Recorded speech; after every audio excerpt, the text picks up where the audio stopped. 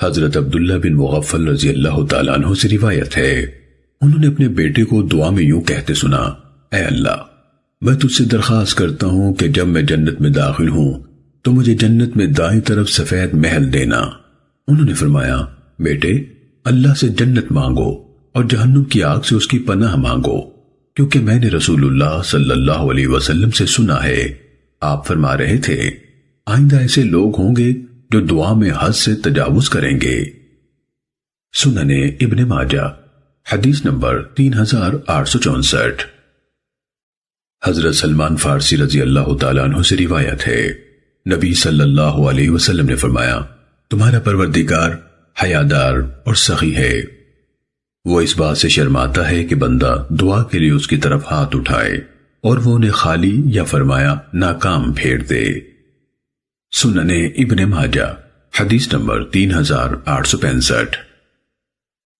حضرت ابو عیاش زرقی رضی اللہ تعالیٰ عنہ سے روایت ہے، رسول اللہ صلی اللہ علیہ وسلم نے فرمایا، جو شخص صبح کے وقت یوں کہتا ہے، لا الہ الا اللہ وحدہ لا شریک لہ، لہ الملک ولہ الحمد وہو علی کل شیء قدیر، اکیلے اللہ کے سوا کوئی معبود نہیں، اس کا کوئی شریک نہیں، بادشاہی اسی کی ہے اور تعریف بھی اسی کی ہے، اور وہ ہر چیز پر خوب قادر ہے۔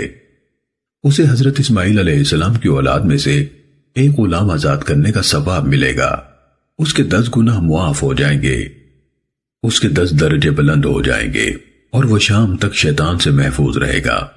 اگر شام کو کہے تو یہی ثواب ہوگا، اور صبح تک شیطان سے محفوظ رہے گا۔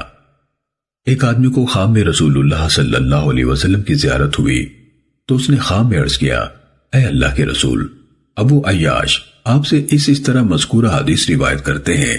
آپ نے فرمایا، ابو عیاش سچ کہتا ہے۔ سنن ابن ماجہ حدیث نمبر 3867۔